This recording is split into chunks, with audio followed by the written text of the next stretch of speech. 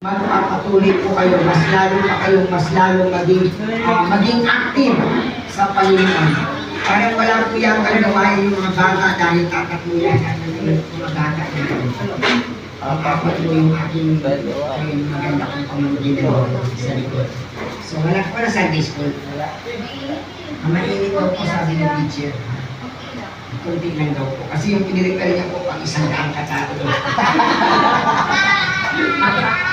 Yung piniripare niya po kasing lesson at saka merienda pang 100 katao.